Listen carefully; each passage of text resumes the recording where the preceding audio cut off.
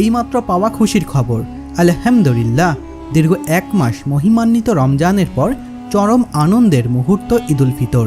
আর সেই ঈদুল ফিতরকে কেন্দ্র করে এবার বড় ঘোষণা দিল সৌদি সরকার ও তাদের চাঁদ দেখা কমিটি।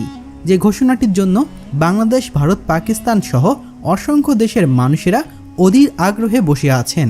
আর সেই দীর্ঘ অপেক্ষার অবসান ঘটিয়ে আজ সৌদি সরকার সেই সুসংবাদটি ঘোষণা দিল। তবে সৌদি আরব সরকার ও তাদের চাঁদ দেখা কমিটি কি এমন তথ্য দিল ঈদের চাঁদকে কেন্দ্র করে? বিস্তারিত জানতে ভিডিওটি না টেনে একেবারে শেষ পর্যন্ত দেখুন।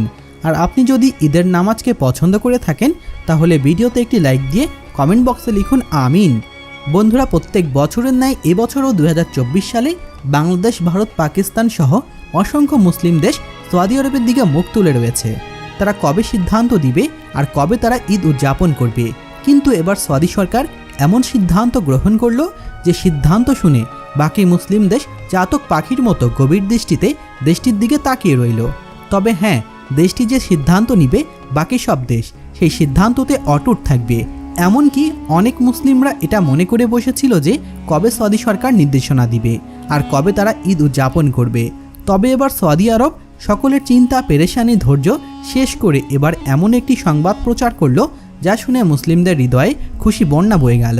হ্যাঁ বন্ধুরা, যে খবরটি শোনার জন্য ভারত, পাকিস্তান, ইন্দোনেশিয়া এমনকি বাংলাদেশ অপেক্ষায় ছিল, সেই সংবাদ প্রকাশ করলো সৌদি আরব।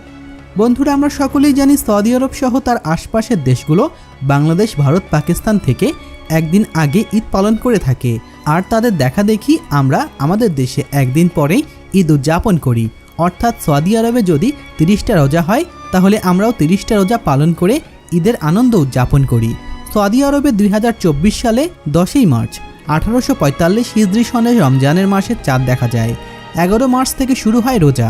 2023 সালে সৌদিতে রমজান মাস 29টি হয়েছিল, অর্থাৎ 29টি রোজা হয়েছিল। তবে বিশ্বের আরও কিছু দেশে 30টি রোজা হয়েছিল।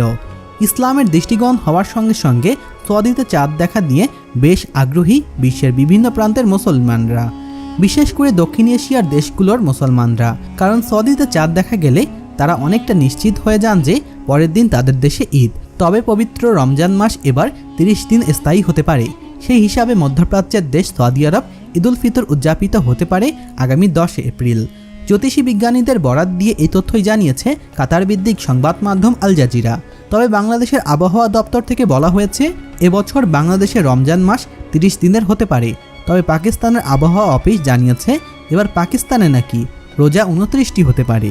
তবে যাই হোক, যদি এবছরও 30টি রমজান হয় তাহলে আমরা মনে করব আল্লাহ তাআলার বিশেষ নিয়ামত আমাদের উপরে যে আরও একটি দিন আমরা আল্লাহর রহমত এবং বরকতে পেলাম।